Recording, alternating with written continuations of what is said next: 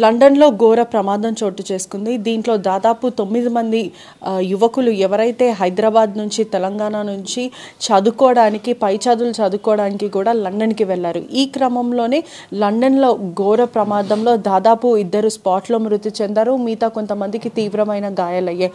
ఉప్పల్లో నివసిస్తున్న రిషితేజ కూడా మరణించారు. వాళ్ళ కుటుంబ సభ్యులు కూడా ఎంతో విషాద ఛాయల్లో మునిగిపోయిన పరిస్థితి. ఏం జరిగింది అసలు? ఈ సమయంలో మాట్లాడడం కరెక్ట్ కాదు, కానీ అసలు ఎంతమంది వెళ్ళారు? ఈ ఘోర ప్రమాదం ఎలా చోటు చేసుకుంది? మొత్తం 9 మంది స్టూడెంట్స్ అమ్మ. వీళ్ళందరూ రూమ్మేట్సే. వీళ్ళందరూ కలిసి 2 కార్లలో బయలుదేరారు. అసలు చాలా న్యూస్ ఐటమ్స్లో చూశాను, వినాయక చవితి నిమజ్జనానికి వెళ్ళి వస్తూ యాక్సిడెంట్ గురయ్యారన్నారమ్మ. ఇది చాలా తప్పు.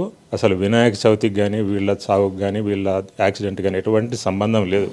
చాలా న్యూస్ పేపర్స్ కానివ్వండి, టీవీ ఛానల్స్లో కానీ నేను చూసా. ఇది మొత్తం తప్పుడు వార్త ప్రసారం చేస్తున్నారు తెలంగాణలో.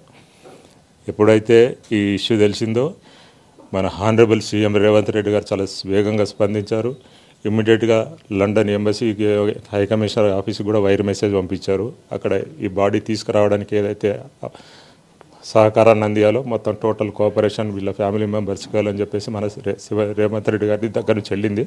ప్లస్ అట్లాగే బండి సంజయ్ గారు, కిషన్ రెడ్డి గారి పేషెంట్ నుంచి కూడా లండన్ హై కమిషనర్కి లెటర్స్ వెళ్ళడం జరిగింది. అక్కడ లండన్లో ఉన్న తెలంగాణ అసోసియేషన్ వాళ్ళు కూడా చాలా కోఆపరేట్ చేస్తున్నారు. టైం టు టైం ఏం జరుగుతుందన్నది కూడా మాకు ఇంటిమేట్ చేస్తూ ఉన్నారు. They are very cooperative they. అట్లాగే మా కజిన్ కూడా ఉంది, వాళ్ళు కూడా చూస్తున్నారు. ప్రస్తుతానికైతే డ్రైవింగ్ చేస్తున్నటువంటి 2 మాత్రం సేఫ్గా ఉన్నారు. వాళ్ళు పోలీస్ కస్టడీలో ఉన్నంతవరకే మాకు తెలుసు. మిగతా వాళ్ళ లోపల దాదాపు 5 అయితే చాలా క్రిటికల్ కండిషన్లో ఉన్నారు, డిఫరెంట్ హాస్పిటల్స్లో ఉన్నారన్న విషయం తెలుసు. సో ఇది యాక్సిడెంట్ పోలీస్ కేసు కాబట్టి ఆ పోలీస్ క్లియరెన్స్ ఇచ్చిన తర్వాతనే బాడీ ఇండియాకి తీసుకురావడానికి వీలవుద్ది. కాబట్టి ఆ పోలీస్ ఎంక్వైరీ స్పీడప్ చేయడానికి మేము ప్రయత్నం చేస్తున్నామని చెప్పేసి అక్కడ లండన్ తెలంగాణ అసోసియేషన్ వాళ్ళు మనకు ఫోన్ చేసి చెప్పడం జరిగింది. ఎందుకంటే దయచేసి ఒకటే కోరుతున్నాను, నిన్నటి నుంచి చాలామంది ప్రెస్ వాళ్ళు వచ్చి ఇచ్చేస్తూ ఉన్నారు. చనిపోయింది మా తమ్ముని కొడుకు రిషితేజ. ఎందుకంటే మా పేరెంట్స్ కానీ ఆ అబ్బాయి వాళ్ళ మదర్ కానీ హెల్త్ కండిషన్ బాగలేదు. నేను ఒకటే మీ ద్వారా మీడియా మిత్రులకు చెప్పేది ఏంటంటే, అందరికీ తెలుసు ఇది మొత్తం ప్రెస్లో వచ్చింది, ఇంకా మా దగ్గర నుంచి కొత్తగా రాబట్టేది ఏం లేదు.